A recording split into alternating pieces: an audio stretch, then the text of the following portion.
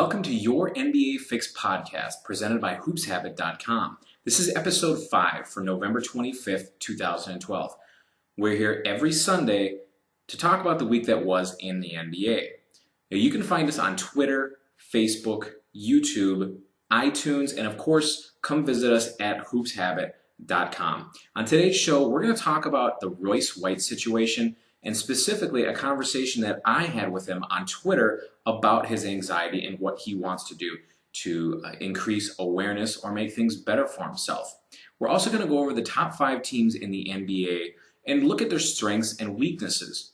Lastly, I want to look at the Los Angeles Lakers and Dwight Howard now that Mike D'Antoni has taken over to see how things have gone so far and where they can go from here. Your parting fix is going to be about the NBA and how it's very top heavy, whether or not that's good or bad for business.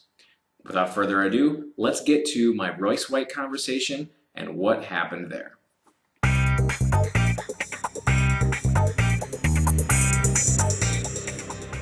For those unaware, Royce White has an anxiety disorder, and this disorder makes it difficult for him to do things that a regular person can do. For example, going on an airplane. It gives him panic attacks, and he's just unable to function the same way as a normal person would. It's extremely important for us to realize that there are people like this in society, and for us to make concessions for them is something that we should do. That's expected. If somebody has depression or anxiety, panic attacks, any of those things, it's a mental illness. It's a handicap. We owe it to them to make their lives more comfortable if we can. The point here is if we can. Now, Royce White and the Rockets had talked before the year started. They knew that he had this anxiety disorder. They were going to try to work something out where, when feasible, White would travel by bus to games. Now, when you're getting a Houston to San Antonio road trip, or a Houston even to Oklahoma City, maybe even over to Phoenix, he could get there in time. It would be uncomfortable for him. He would miss out on a lot of the great things that you get to do on road trips with teammates. He wouldn't be as refreshed most likely, but it would work. When you talk about the road trips that go up the West Coast, all the way up to Portland, or up the East Coast, all the way to Boston, those wouldn't work. He would have to get on a plane. So far, Royce White has not played an NBA game in the regular season. And it's because of this anxiety disorder. I had an opportunity to talk with him for a little while on Twitter about this. The way it started was that I made a tweet referring to Royce White. His Twitter is @highway_30 in reference to his anxiety disorder. I said that we have to remember that the way that White is dealing with this issue is indicative of his age. Basically, I was saying that he is young and immature, and he's dealing with this issue in a young and immature way. Not surprisingly, he took offense to this, and we had a little bit of a back and forth where he shocked me. I didn't think he would be nearly as defensive. I didn't think he would be nearly as combative. I have a worldwide platform through HoopsHabit and through Bleacher Report to report what happens in the NBA. And I don't use that for evil. I try to use that for good. The whole reason that I even wanted to talk about Royce White is to try to find ways to help his cause, not to hurt his cause. See, the problem is, all we know for sure is that the Houston Rockets have set up therapy sessions for him, and he hasn't shown up. He goes on Twitter talking about how he isn't getting support from the Rockets, he isn't getting support from the NBA. He wants to promote awareness. He uses the hashtag anxiety troopers. All of these things they sound fine. I mean, they're buzzwords, but I understand what he's getting at.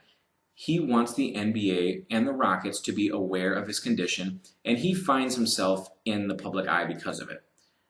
My argument with him was that he's not using his platform the way that he should if that's truly the issue.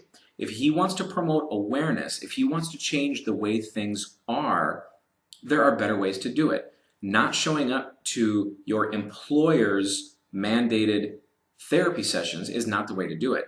You got to remember this. Even though he's a basketball player and isn't the same as some random accountant at a corporation, he's still employed by somebody. He has to do what his employer asks him to do, or at least he should. If he goes to those sessions and they don't work for him, or something isn't clicking with that therapist and he wants to go another direction, great. Then he could start complaining about not getting support from the NBA or the Rockets. But as of now, if you don't try what they want you to try, if you don't play ball, if that's the term that you want to use, how can you go on there and complain that you're not getting the support that you need? If I had an opportunity to talk to Royce, man to man, I would want to stress to him one thing. Using your platform to further your cause, or for whatever cause, in this case is awareness for mental illnesses, using your platform for change is a tremendous thing. It's a great thing, and I'm glad that he's doing it. But there are ways to do it. If he were to play ball, get out there on the court, be with his team, he could become that much more of a star. He could reach that many more people, and he could come off looking a lot more positive in the media. I offered him an opportunity to tell his side of the story. Instead, he did what he continues to do on Twitter, which is throw out these buzzwords, make vague statements about the Rockets and the NBA, vague statements that don't make any sense whatsoever about mental illness and anxiety, and he does nothing for himself. So instead of rallying the troops around him and getting people to believe in the cause and fuel change, he's making people annoyed that he isn't actually doing anything. If you're going to have the right to go out in the public and make yourself known and make your cause known and try to be some sort of a figurehead or a leader of a movement, don't you at least have to give your people some sort of fuel to say, look, this is what I'm doing, this is how I'm going to attack this problem, and here's my progress. He hasn't done any of those things. He's not giving any kind of indications of what he's doing to help. So how is he helping anybody? All he seems to be doing is keeping his name in the press. And it reminds me of when I was younger.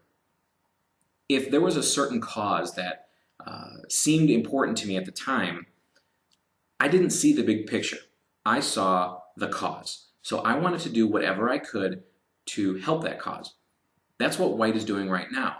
But what he doesn't realize is he's hurting the cause. He's hurting himself, and he's hurting his family.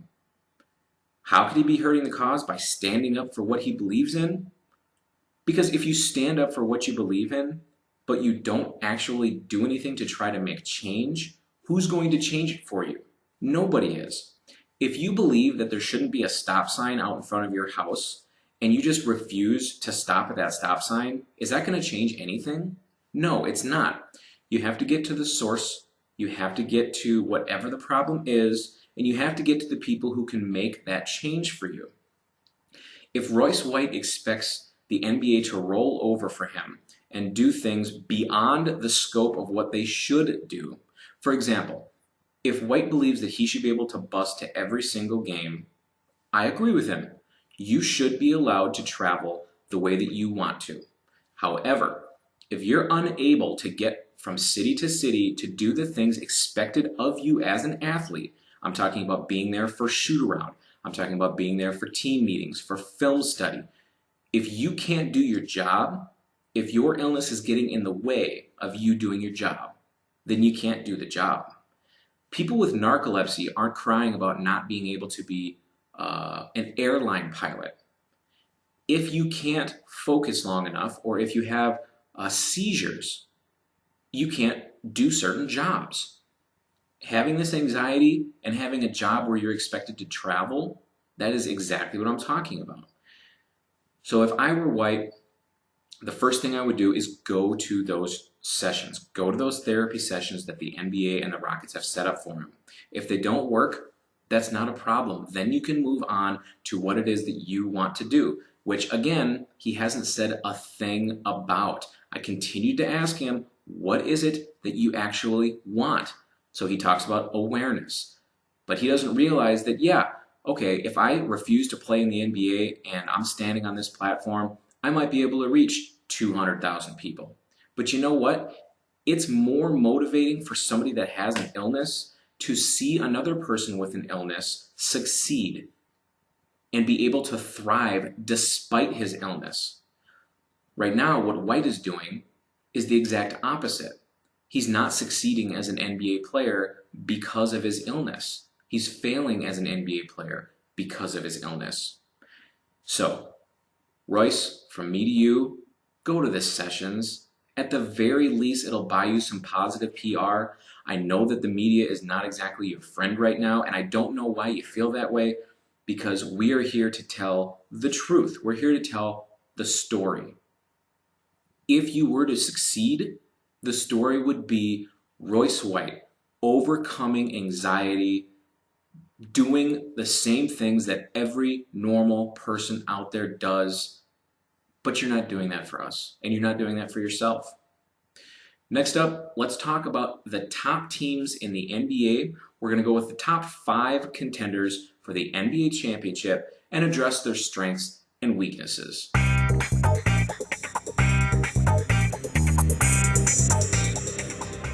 The top 5 teams in the NBA right now are the Oklahoma City Thunder, the New York Knicks, Miami Heat, Memphis Grizzlies, and San Antonio Spurs.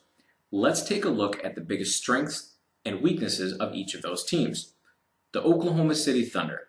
Now their strength is their shooting. They're in the top 3 in field goal percentage, free throw percentage, and three-point percentage.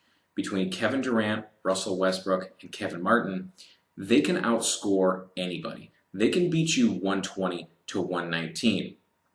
There aren't a lot of teams out there that can stand up to them with the offensive firepower that they do have. Now, how about their weaknesses?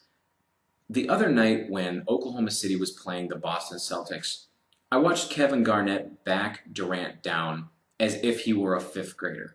And that scared me a little bit because the Thunder don't have a real paint presence aside from Serge Ibaka. But Ibaka isn't a guy who's going to anchor the paint. He's going to help defense, a lot of blocked shots. He's athletic, but he's not Dwight Howard, and neither is Kendrick Perkins. Right now, Perkins is playing as bad as he's been playing. He doesn't help them in the paint. They're going to struggle when they have to go against teams that have good centers, or at the very least, teams that can get to the paint. If you don't have somebody to alter shots, or at least give the other team a reason to think twice about going to the paint, you're in trouble. So that's what I see with the Oklahoma City Thunder. If they play a defensive, slower game, which tends to happen in the playoffs, they're screwed. All right, the New York Knicks. Now, their strength right now is their depth. They look deep already, and that's without Iman Shumpert and Amari Stoudemire. When they get them back, I don't know how they're going to find enough minutes to go around. Carmelo Anthony's an MVP candidate. He deserves at least 35 minutes per game, as long as they're not burning him out. Raymond Felton seems energized and is playing as well as he was when he was with the Knicks a few years ago. Tyson Chandler shooting a high percentage again. I don't think he'll win another Defensive Player of the Year award, but he's a solid anchor in the paint for them. Their bench is tremendous. J.R. Smith is playing really well. Now, what about their weakness? So far, New York hasn't shown a whole lot of weakness. But if there is a problem for them, what happens when shots stop falling? When they started off undefeated, they were making a ridiculous amount of shots. Their field goal percentage, their three-point percentage, through the roof. We're talking about guys shooting 60% from 3. They can't keep that up. That's not going to happen. The question is, what happens when they go through prolonged cold spells? Who can dig them out of that? Carmelo Anthony is the answer. He is the guy who's supposed to be able to pull them out of that. But as you could see, a couple of tough losses for the Knicks last week showed that they aren't the super team that they appeared to be. Once they get healthy, once Shumpert and Stoudemire come back, I'll be really interested to see how they deal with those cold stretches. They seem to have plenty of talent, but you have to have a plan. Are they going to continue going to Anthony? Will it be in isolation, or is it going to be the pick and roll game with Felton? It remains to be seen. The next team is the Miami Heat. Now, what used to be their biggest strength was their defense and their desire. That desire to play defense doesn't seem to be there anymore. Their strength is their offensive efficiency. They're going to go out there, and similar to the Oklahoma City Thunder, there are very few teams that can match up with them. If you're going to take the ball out of LeBron James' hand, now you got Dwayne Wade to deal with. If you're going to take it out of Wade's hand, you got James to deal with. If you get lucky enough to neutralize both of them, you still got Chris Bosh, who's playing at a great level right now. You got Ray Allen shooting threes. There just aren't enough players on the court to guard all of their options. Their biggest weakness has turned into their defense, and specifically their desire to play defense. Defense isn't something that you switch on and off like a light switch. You have to have good habits, good tendencies getting into the playoffs. The Heat have tightened the screws a little bit and are starting to play a little bit better. But after giving up a ton of points to the Cleveland Cavaliers in Miami the other night, I'm not sure the Miami Heat really want it bad enough. They seem to be a complacent team, a team that wants to coast through the regular season and get to the playoffs and expect that they're going to be able to turn it on. I don't think that's going to happen. Hopefully, for their sake, they face some adversity going through the season so they can get that hunger and that desire back. The second best team I've got is the Memphis Grizzlies. Now, their starting lineup and their strength in their starting lineup is their chemistry. They've been together for a long time. This is the fourth year of this core group. If they can't get it done this year, if they can't get to the playoffs healthy, they've really got to scratch their head and say, what do we have to do to get a real opportunity to compete? Their biggest weakness, and this is one that I think is going to play a big part, is their depth at center and at forward. Right now you've got Hamed Haddadi, and once Arthur comes back from his broken leg, he'll back up at the power forward position. They don't have anybody else. They don't have, Maurice Spates isn't the kind of guy who's going to go in there and bang down low and be a bruiser like Marc Gasol or Zach Randolph is. If they lose Randolph or Gasol, they're in a lot of trouble. If they can stay healthy, well, that's a different story. They've got three-point shooting coming off the bench more than probably anybody else in the entire league. But they haven't shown the ability to stay healthy. And they don't have the depth to make up for it if they don't stay healthy. So I think Memphis, while they're a great team right now and their regular season is going to be excellent, they're going to run into a lot of struggle late in the year. The number one team right now, I've got the San Antonio Spurs. It's a broken record. Every single year we think that age is going to catch up to the ageless Tim Duncan. Manu Ginobili is starting to get healthy and come around. And of course, Tony Parker continues to impress and gets better every single year. A double overtime win tonight against the Toronto Raptors showed that Parker is an elite point guard, even though he doesn't get the credit he deserves. And what can you say about Duncan? Every time you look up, the guy's putting up a double-double. It's like it's 2004 all over again. He could actually compete for the Defensive Player of the Year this year. Think about that, and the fact that Duncan is not young by any means, but he's just so good fundamentally, so good. His basketball IQ is off the charts. And of course, Coach Popovich, one of the best in the league, puts Duncan in position to succeed. Their biggest weakness is got to be their three-point shooting. They're so hot and cold. They get stretches from Danny Green where he looks like he could be a superstar someday. And then he disappears. Last year in the playoffs, the same thing happened. He has a great series. Then towards the end of the Thunder series, he found himself sitting on the bench because Popovich didn't have faith in him. Between him, Kawhi Leonard, some of the guys off the bench, it's not that they can't shoot. Obviously, they wouldn't be in the NBA if they couldn't. But for whatever reason, they get into stretches where they're happy taking these long three-point shots instead of going through the offense that they have set. Watching the game against the Los Angeles Clippers that the Spurs ended up losing, Coach Popovich looked like he was going to explode on the sidelines. He sat there in a quiet, eerie calm because he was disgusted with the lack of ball movement and the lack of good shots that his team was taking. If you throw up contested looks over and over and they go in, that doesn't make them good shots, and Popovich knows that. Down the line, those flaws are going to be exposed. They really need to work on staying within the offense, running the plays that are called, and listening to Popovich. He knows best. He's the best coach in the league, and there's a reason for that. Let's move on to the next topic. We're going to talk about the Los Angeles Lakers, Dwight Howard, and how things are looking now that Mike D'Antoni is there.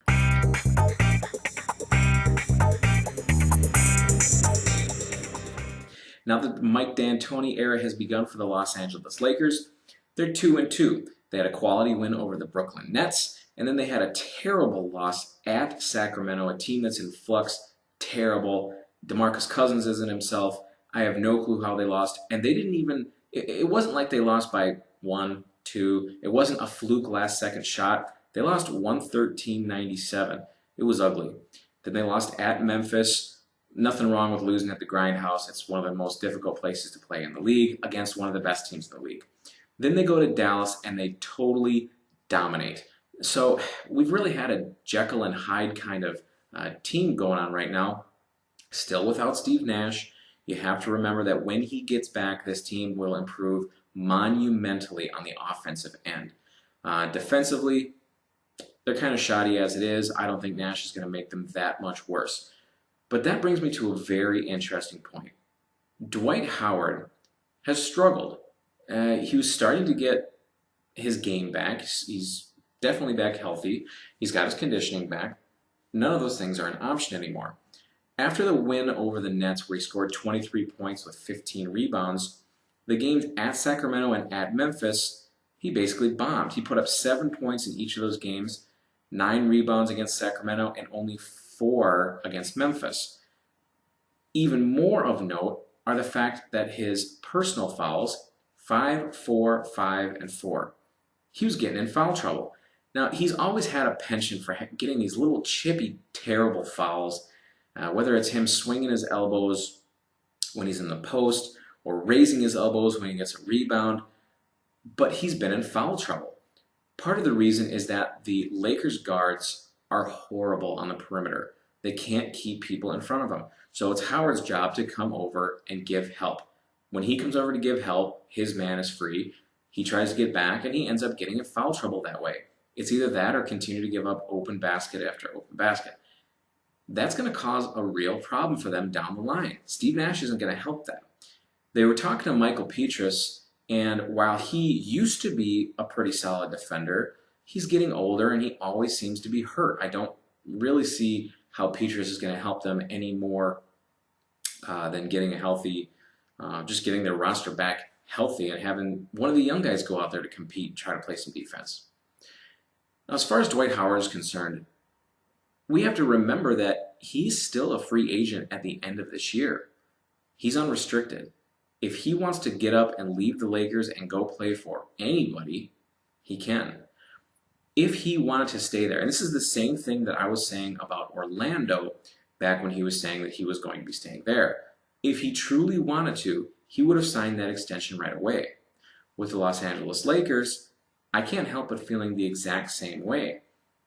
If they are going to re-sign him, it's obvious that it's going to be a max contract, a full 5-year extension.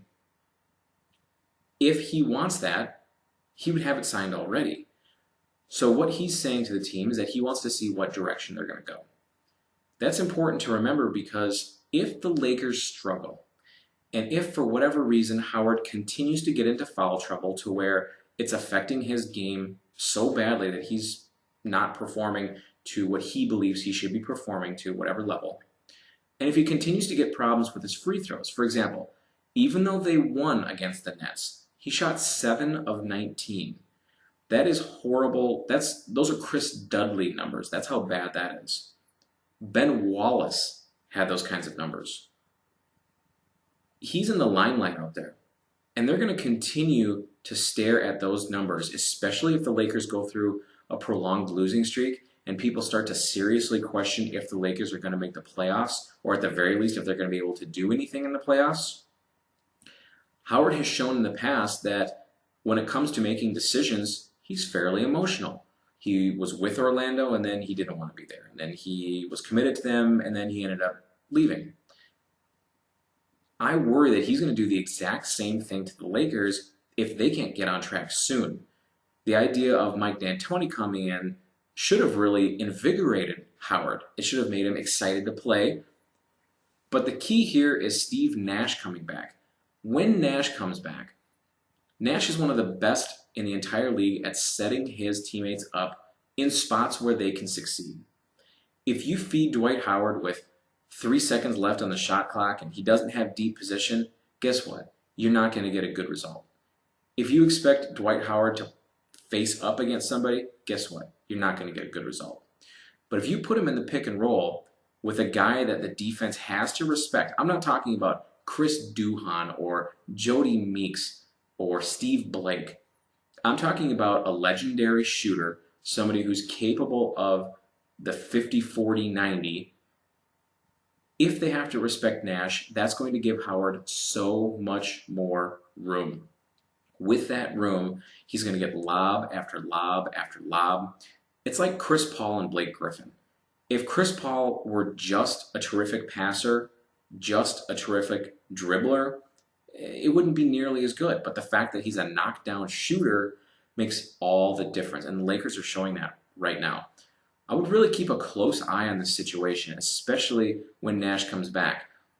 Reports are that he couldn't even jog as of a couple of days ago. So he's still a ways out. He won't be back shortly.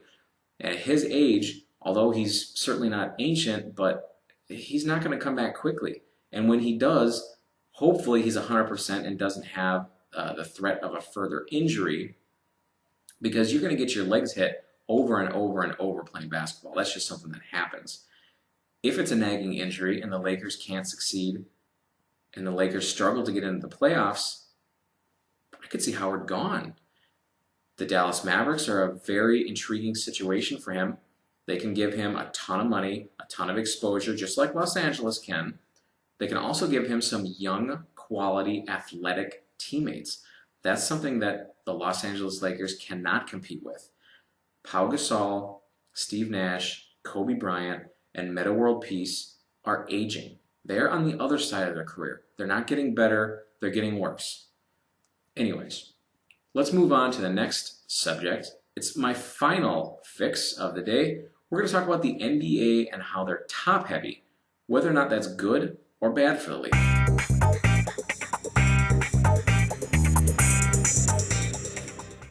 Our parting fix of the day deals with super teams and how it's made the NBA top-heavy. But it hasn't really made the NBA top-heavy. The NBA's always been top-heavy.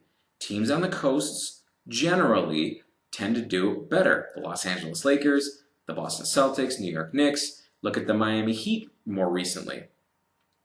Both money and players flock to the coasts. It makes it easier for those teams. They have bigger media markets, more exposure for the players. People just want to be there. Does that make it bad for the NBA? I don't think so.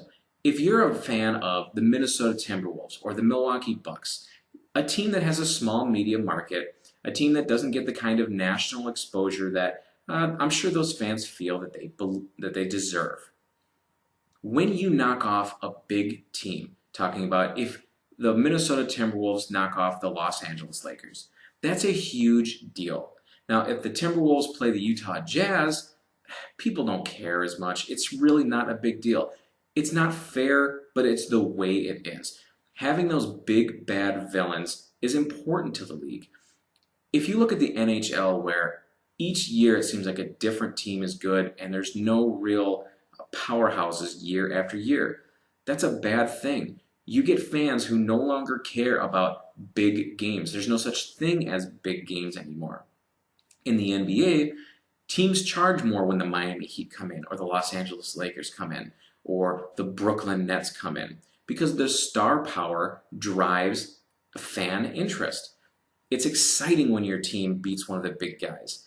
It's not exciting when you beat up a patsy or a team that's just not very good, or not exciting. Being top-heavy is extremely important for the NBA, and me, for one, I hope it continues. Forget about parity. That's not good for the business. Thank you very much for joining us. This was your NBA Fix podcast.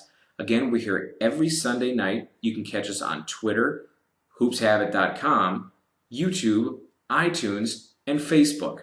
Thank you very much. Please subscribe to us, and we'll see you next Sunday.